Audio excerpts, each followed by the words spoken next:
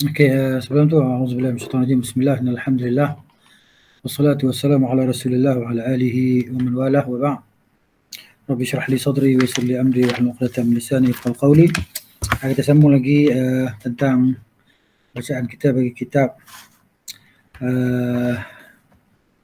Fathu Rabbil Bariyah bi Talkhis Al-Hamawiyah. Sebelum tu apa nama dia orang tak ada siapa lagi, ada yang dah print ke buku ni? Student print tak? Belum lagi Ustaz. Okey, tak apa, tak, kalau belum mana share. Sekejap Ana share dia punya kitab dulu, nanti kita baca di sini lah, dia orang tengok di sini. Okey, kita apa yang kita cerita itu kan, kita dah cerita sikit itu berkenaan dengan bab yang kedua tu, mana apa yang terkandung dalam ni. Maknanya sekejap nak slide dulu. Kandungan, maknanya apa yang terkandung ataupun kandungan risalah dalam perutusan risalah ataupun perutusan Nabi sallallahu alaihi wasallam ni dalam kandungan dalam bab yang kedua ni, kitab ni. Ya, fi ma tadammanathu risalatu Nabi sallallahu alaihi wasallam min bayan al-haqqi fi usuluddin wa furu'i. Sudah kandungan apa yang terdapat dalam perutusan ataupun risalah Nabi sallallahu alaihi wasallam kepada manusia dan jin lah, kepada makhluk mukallaf ni kan. Okey, itu yang saya buat di sini, mana graf dia, rajah dia Rasulullah SAW ataupun risalah Nabi SAW ataupun perutusan dia membawa apa? Membawa huda, yakni petunjuk atau petunjuk kebenaran lah. Huda ni maknanya petunjuk kebenaran. Itu penjelasan tentang petunjuk kebenaran. Ini ulang kaji apa yang kita baca minggu lepas lah. Itu dalam risalah Nabi itu. Kerasulan itu ada apa? Ada huda dan ada dinul haq. Ada agama yang benar. Ini berdasarkan firman Allah Ta'ala dalam surah At-Taubah ayat 33 yang kita baca dulu. Walladzi arsala rasulahu bil huda wa dinil haq liyudhhirahu 'ala ad-din kullihi walau karihal musyrikun. Dia yang telah mengutuskan rasulnya dengan huda. Ini huda ni lah ni. Ya. Petunjuk kebenaran. Membawa petunjuk penjelasan tentang kebenaran. Dan juga wa dinil haq, dan dengan agama yang benar, iaitu agama Islam. Agama lain semua adalah agama batil, agama palsu, agama yang wajib dibentras ataupun dihapuskan, dihilangkan daripada muka bumi, kerana yang benar adalah agama Allah Subhanahu wa taala. Sebab itu Allah syariatkan jihad dan sebagainya, dan dakwah para rasul tadi, mengajak manusia meninggalkan kesyirikan. Baik, dalam petunjuk yang benar itu, ataupun penjelasan kebenaran itu, ada ilmu yang bermanfaat. Jadi petunjuk itu apa dia? Yang dikatakan petunjuk itu, dia adalah ilmu an-nafi', iaitu ilmu yang bermanfaat. Okey, dan agama yang benar itu apa? Agama yang benar itu adalah al-amalu as-salih, iaitu amalan salih. Jadi itu agama yang benar. Beragama dengan cara yang benar, dengan agama yang benar adalah kena ada amalan salih. Dan amalan soleh itu pula dia mesti disertai dengan petunjuk yang benar. Maksudnya untuk melakukan setiap amalan dia ada guideline dia. Dia ada panduan dia. Dia ada SOP dia yang kena kita ikutilah. Jadi kalau kita tak ikut SOP, dalam perkara dunia pun akan membawa kemudaratan tambah perkara akhirat. Kan? Perkara akhirat. Jadi kalau perkara dunia dia ada SOP yang mesti dia kerjakan, diikuti. Jika tak ikut dia akan jadi rosak, akan jadi binasa, membawa kepada fatal yang teruk lah. Okey. Dalam perkara agama lagilah dahsyatnya, mesti kena ikut SOP lah yang telah ditetapkan oleh Allah Subhanahu wa taala, yang telah dijelaskan oleh Rasulullah sallallahu alaihi wasallam. Baik, kemudian amalan soleh pula. Ini kalau dalam buku tu perenggan yang kedua dalam muka surat 9 tu kan. Ataupun kalau buku download tu muka surat berapa tak ingat lah. Di bab yang kedua lah.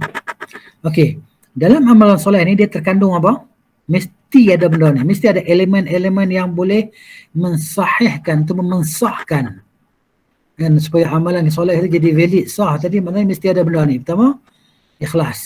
Yang kedua, mesti ada mutaba'ah, yakni mengikuti cara yang diajar oleh Rasulullah SAW. Mesti ada benda ni. Ya, amalan soleh, ikhlas dan mutaba'ah. Ikhlas ataupun dua perkara ni kan. Ini kena ada. Ini kesimpulan apa yang kita baca dalam perenggan ni minggu lepas. Okey. Kemudian ilmu yang bermanfaat tu apa dia? Apakah dia ilmu yang bermanfaat tadi? iaitu semua ilmu dunia dan akhirat. Ilmu yang bermanfaat ni ilmu dunia, ilmu cara kita nak masak nasi, cara nak menghasilkan beras, cara untuk menjaga keselamatan diri kita. Jadi ilmu dunia yang bermanfaat dan juga ilmu akhirat, termasuklah dunia dan bila sebut ilmu bermanfaat ni ilmu dunia dan ilmu akhirat. Yang paling utamanya ialah apa yang kita sedang nak bahas ini ialah ilmu pengetahuan tentang nama-nama Allah dan segala sifat serta perbuatannya Jalla Jalaluh. Ini ilmu yang bermanfaat, ilmu dunia akhirat. Tapi yang paling utama apa dia? Daripada segala ilmu, ilmu kenal Allah lah. Kenal nama-nama Allah, kenal segala sifat Allah serta kenal segala perbuatan Allah Azza wa Jalla. Ini dia ilmu yang bermanfaat. Kemudian yang seterusnya, nama Allah Jalla Jalaluh, sifat dan segala perbuatannya adalah apa dia? Adalah kesimpulan daripada dakwah para Rasul alaihi wassalatu wassalam.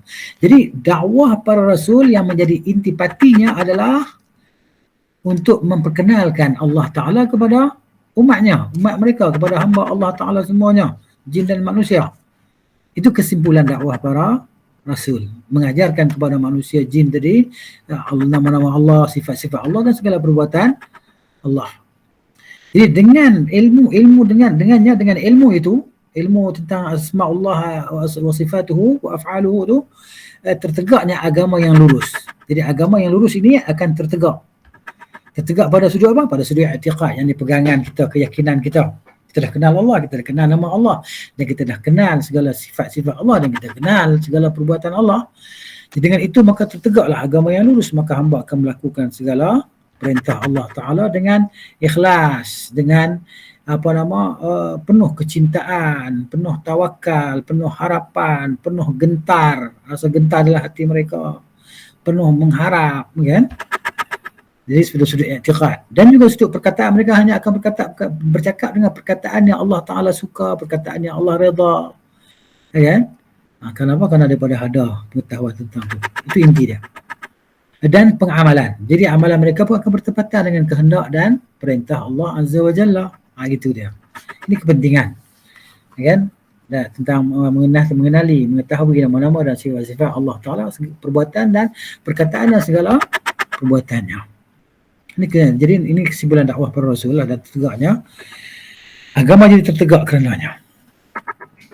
Jadi seterusnya poin dia yang pertama tu dia kata di sini okey. Oleh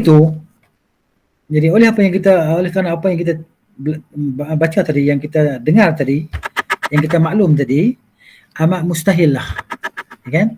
Jika tidak dijelaskan kepada kita perkara yang boleh menafikan keraguan. Amat mustahil bahawa Rasulullah SAW yang Allah Ta'ala utuskan dia sebagai basyiran wa nadhira tadi, kan? Dia tidak menjelaskan perkara yang menafikan keraguan, yang menolak syubhah, kekeliruan. Syubhah ni apa? Kekeliruan.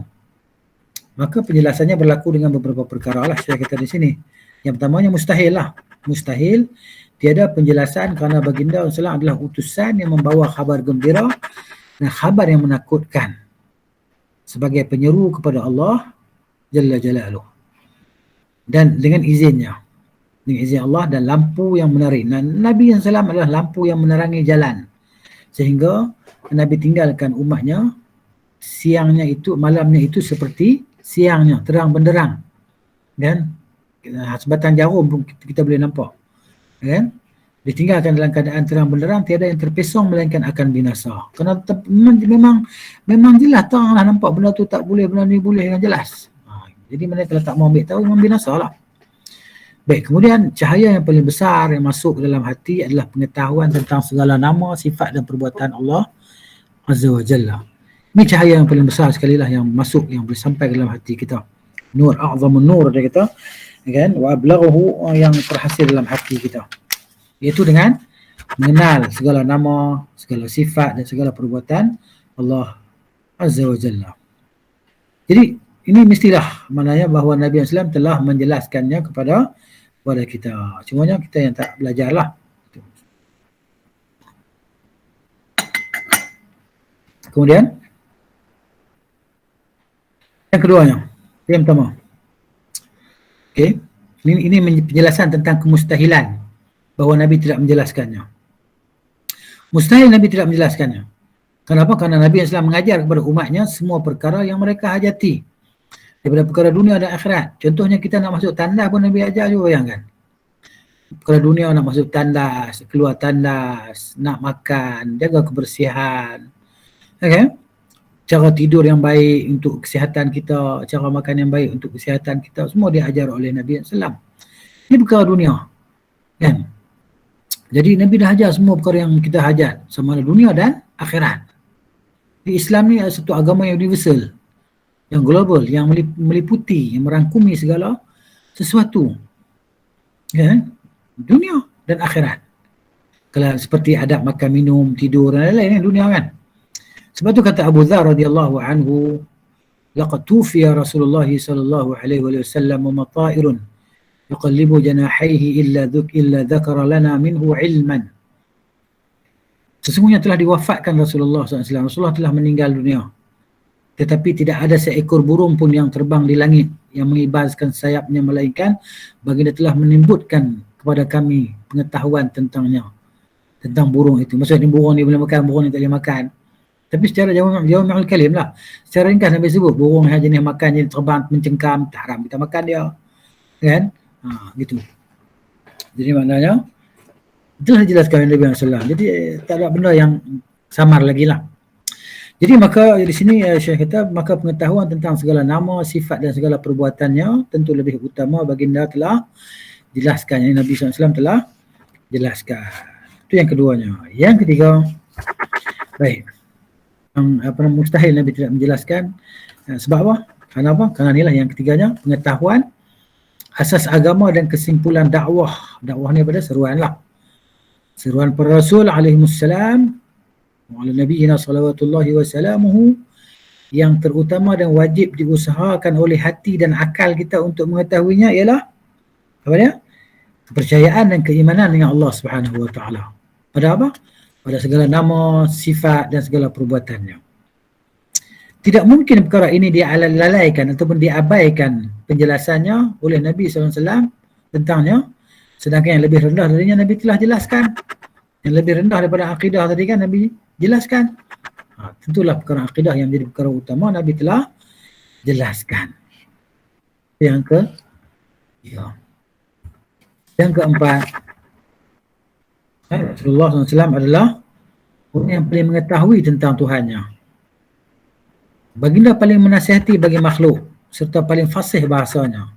Maka tidak mungkin Rasulullah SAW meninggalkan penjelasan tentang ilmu berkenaan dengan segala nama, sifat dan perbuatan Allah Subhanahu wa taala dalam keadaan umatnya menjadi keliru serta dalam kesamaran dalam mengenali dan memahaminya. Tentu Nabi jelaskan sejelas-jelasnya kepada kita. Mustahillah Nabi tak jelaskan. Yang limanya dalam proses pembinaan.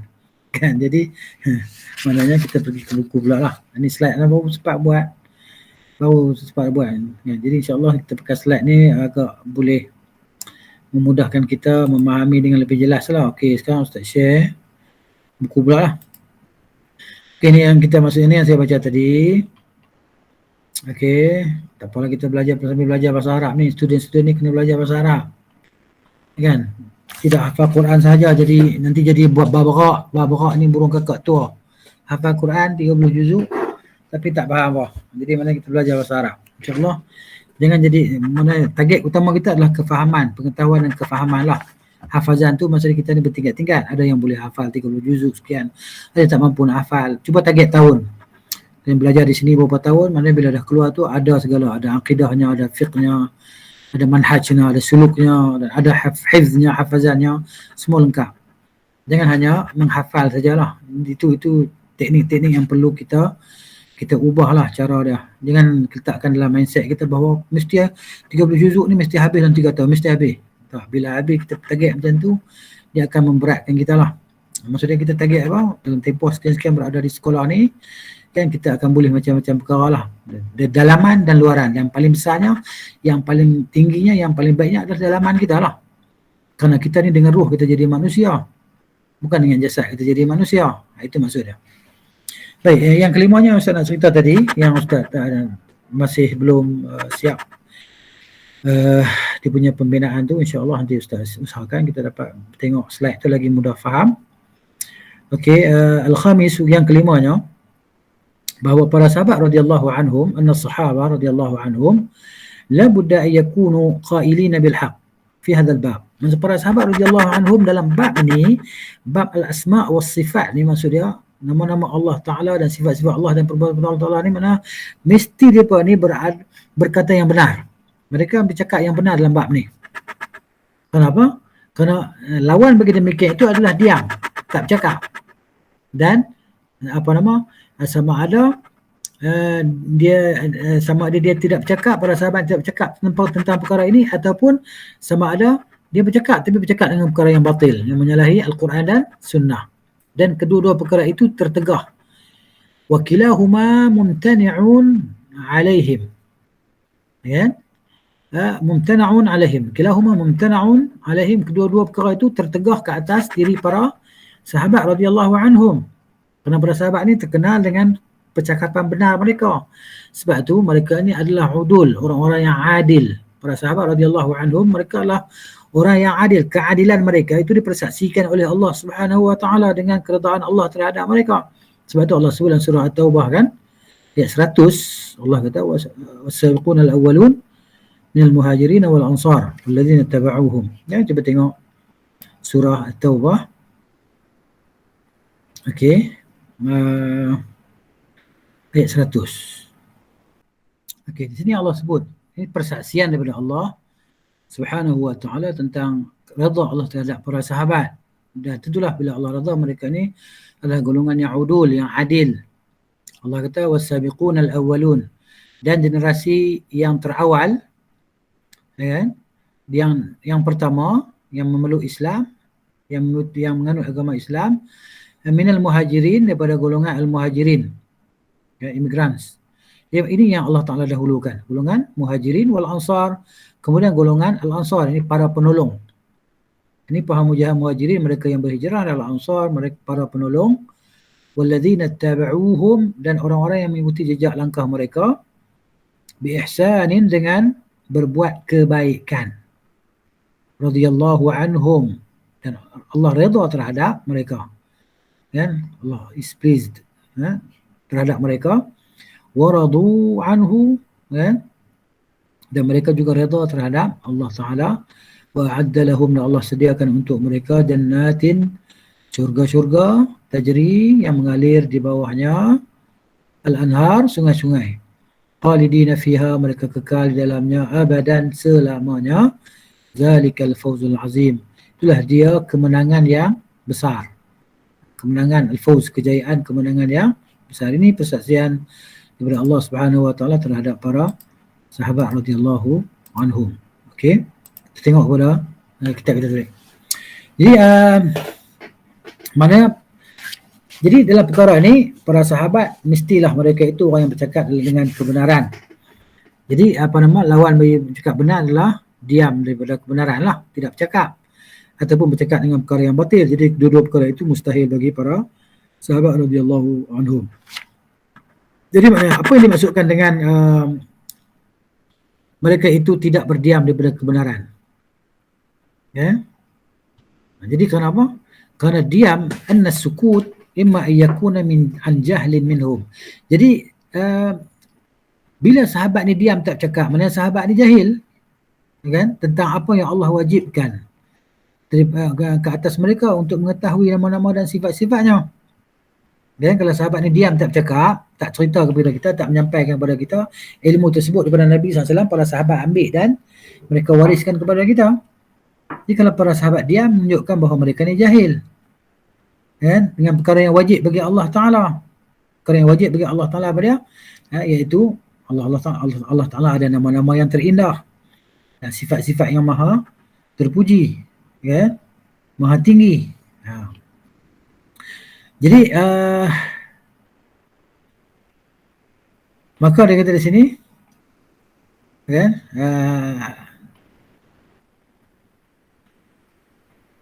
dia kata ana syukur imma yakuna an jahlin minhum bima yajibu lillahi ta'ala min al-asma' was-sifat wa ma yajuzu alaihi min hayya wa intani'.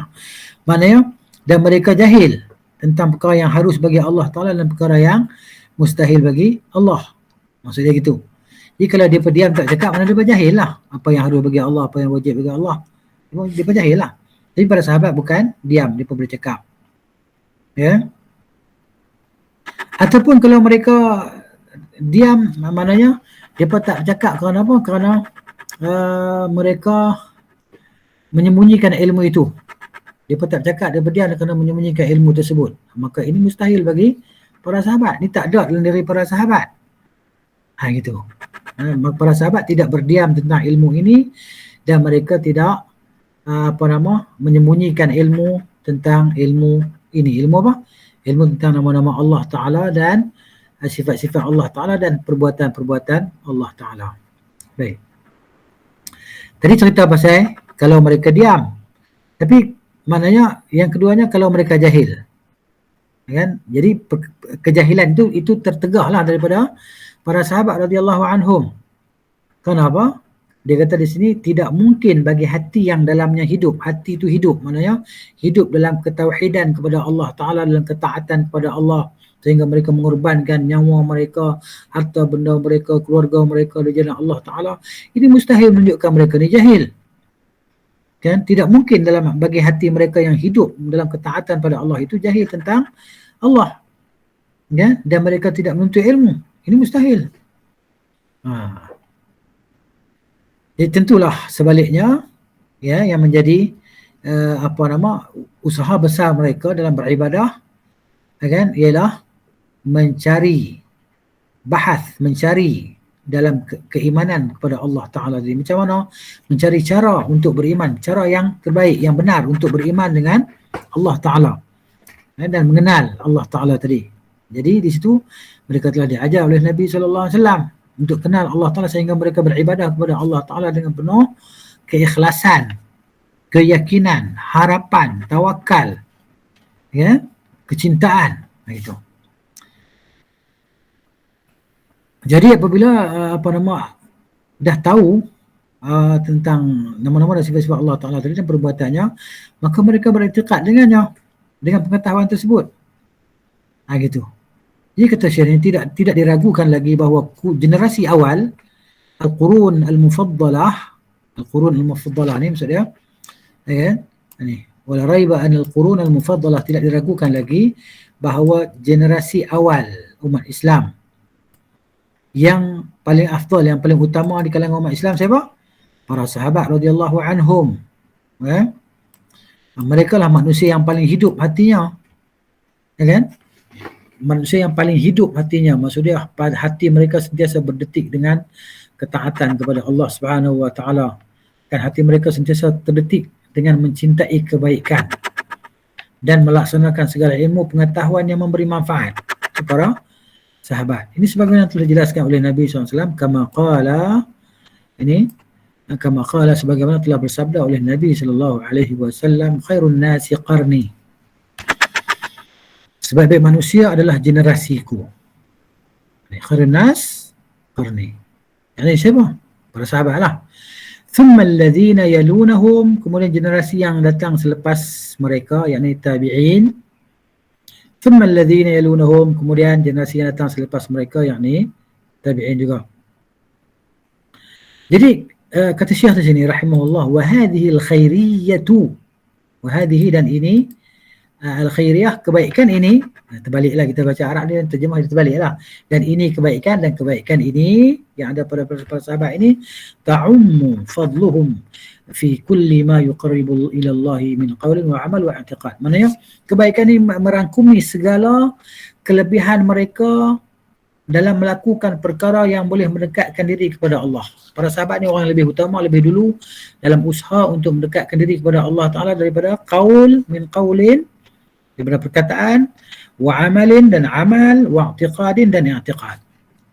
Perkataan, lisan, amalan anggota badan, dan i'tiqad di hati. Dan mereka yang paling afdal, paling utama, paling mendahului dalam melaksanakan ilmu ini. Ya? Dalam percakapan mereka, kemudian diikuti dengan amalan dan i'tiqad lah terutamanya. Baik. Kemudian saya kata, okey, walau thumma law faratna, kalau andaikan andai katalah kita kata kan, kalaulah para sahabat ini mereka jahil dengan kebenaran dalam bab ini, ya kan, nescaya orang yang belakang mereka lebih jahil lah. Kalau sahabat mereka jahil dalam perkara ini, tidak mengetahui tentang perkara ini, nescaya orang yang datang selepas mereka itu lagi teruk kejahilan dia, lagi utama kejahilan. Jadi kalau sahabat jahil, kita lagi jahil lah. Macam mana bila sahabat jahil kita tak jahil? Itu.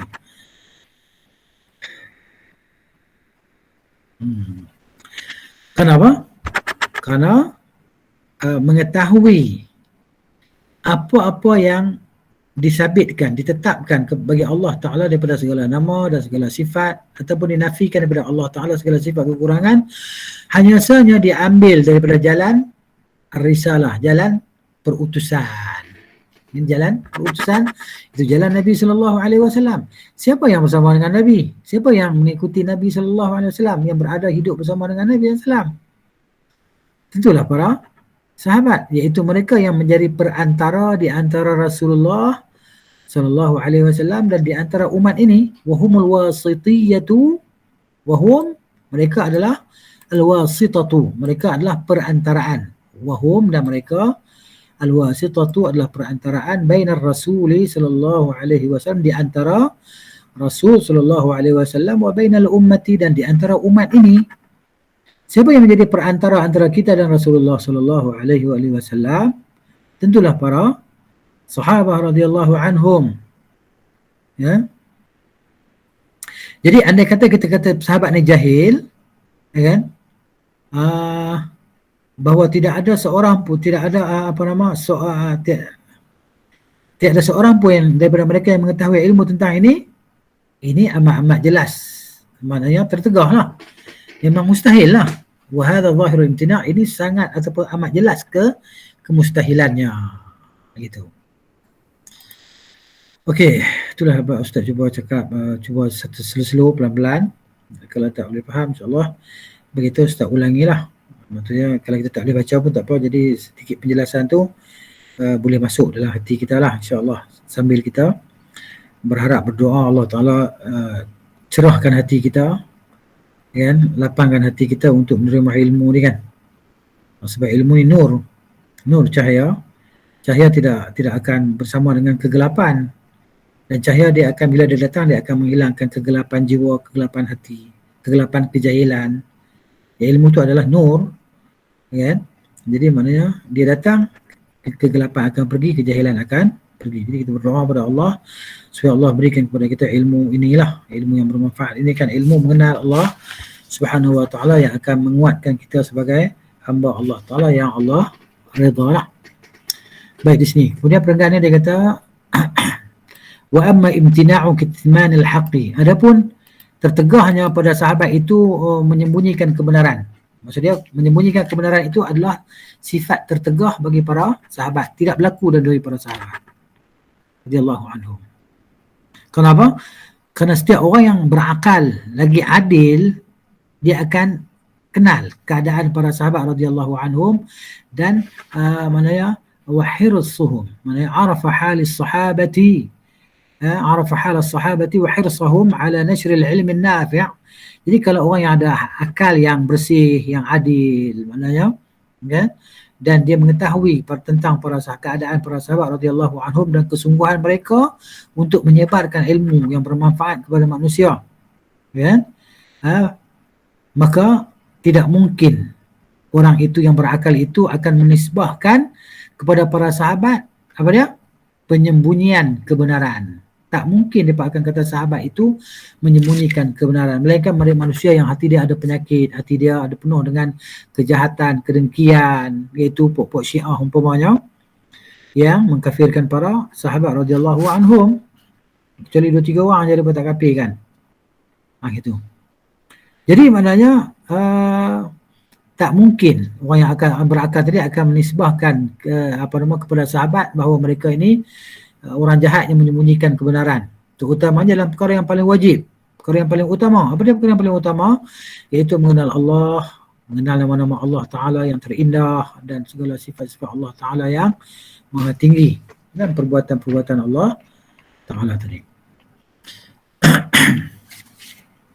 Baik, Kemudian ثم إنه قد جاء عنهم من قول الحق في هذا الباب شيء كثير يعرفه من طلبه وتتبعه.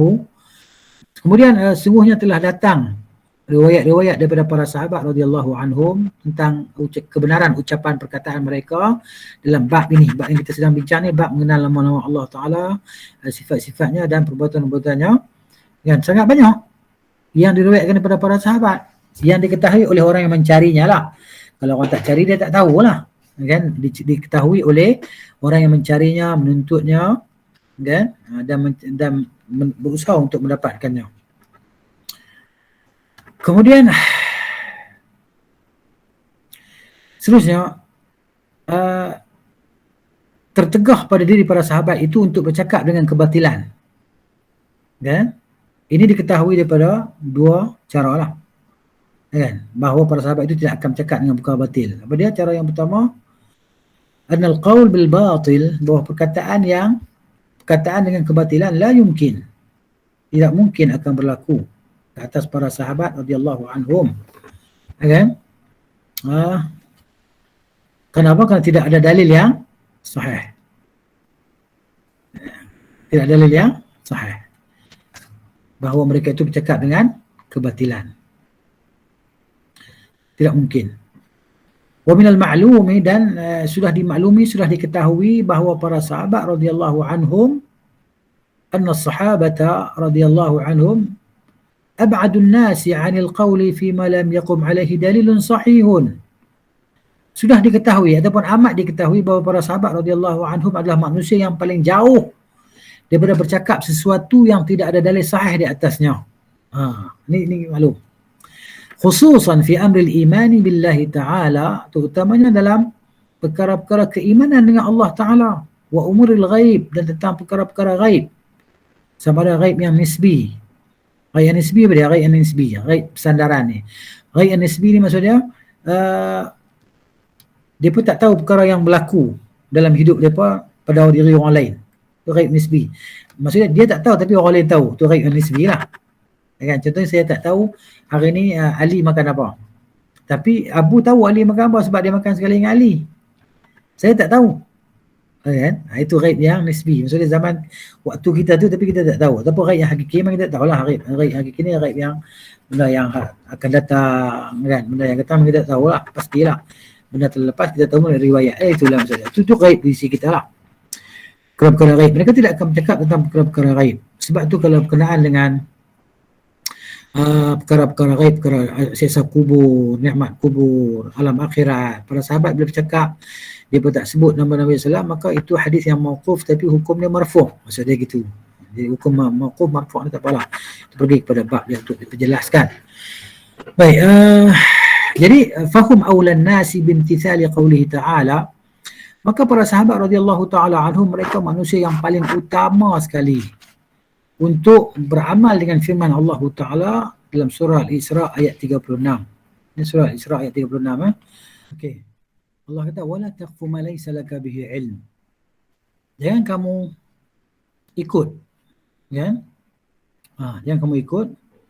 Jangan kamu cakap, jangan kamu buat apa yang kamu tidak pengetahuan tentangnya. Inna sam'a, semuanya pendengaran, wal basara, dan penglihatan, wal fu'ada, dan hati.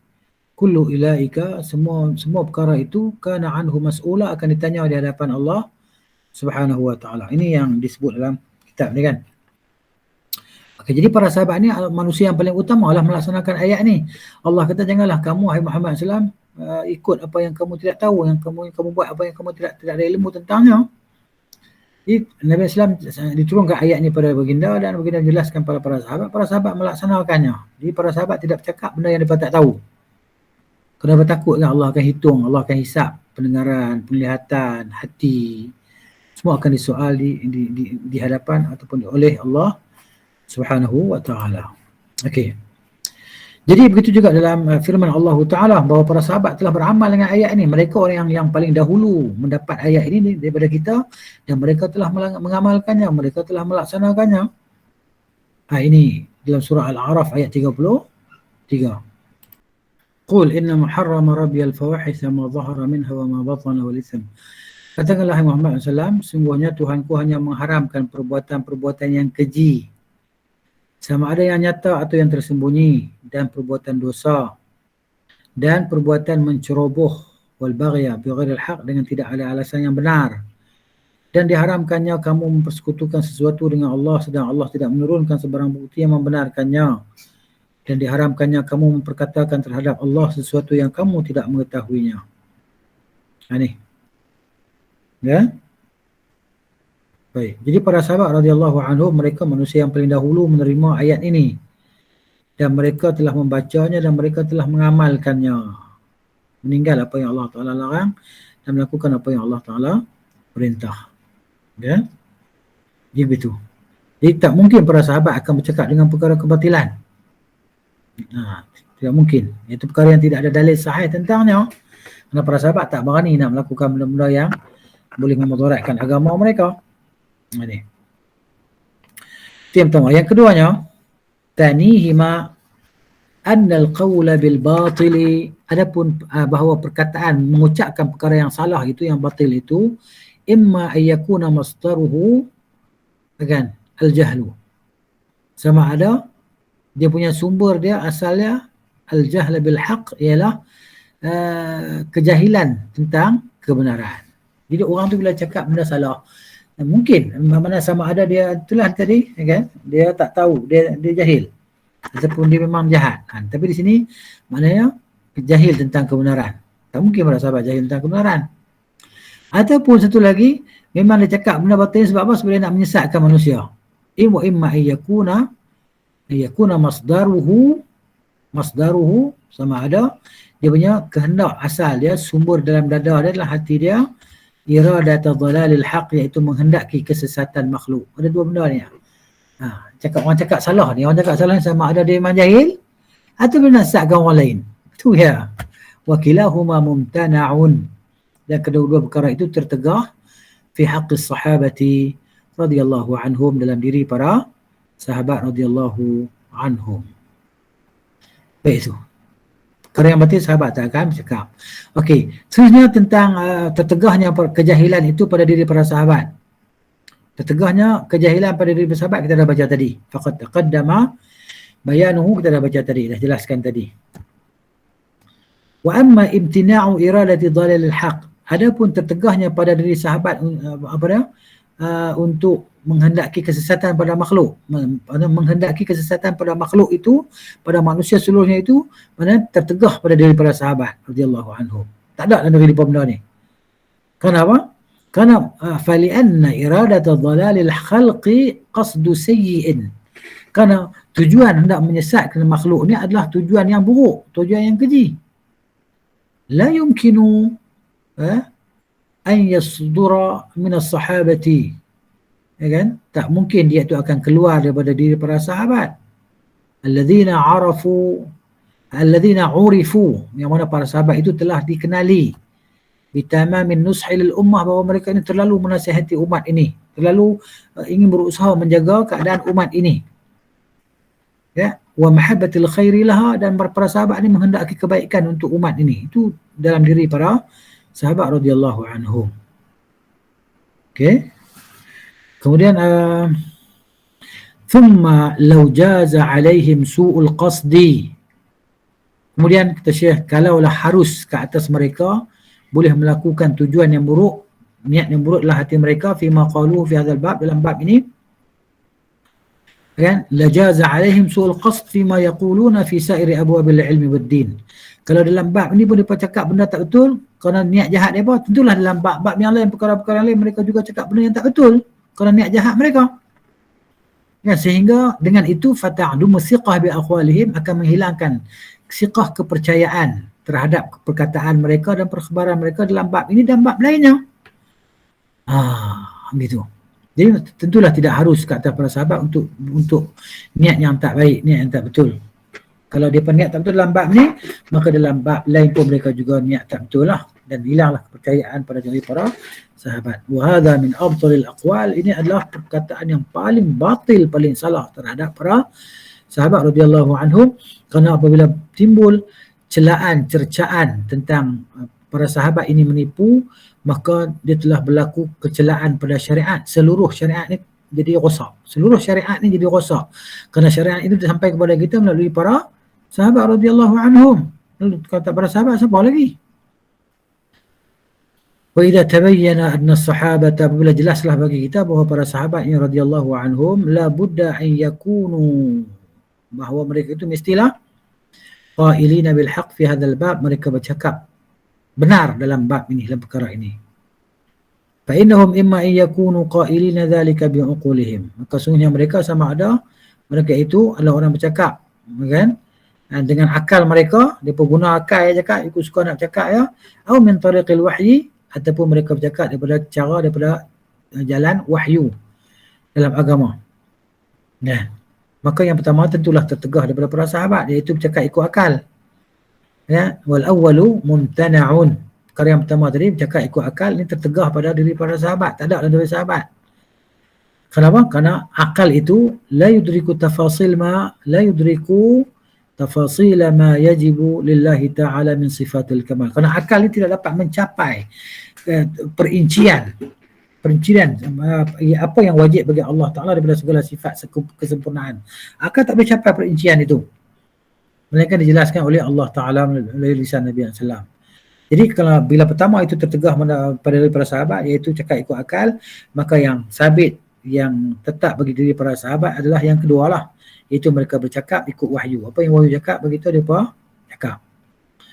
Wahwa, iaitu ayyakunu talaqaw hadhihi al-ulum, iaitu adalah mereka mendapatkan ilmu ini, ilmu tentang nama-nama Allah Ta'ala yang terindah dan sifat-sifat Allah Ta'ala yang maha tinggi dan terpuji tadi, dan perbuatannya daripada mana?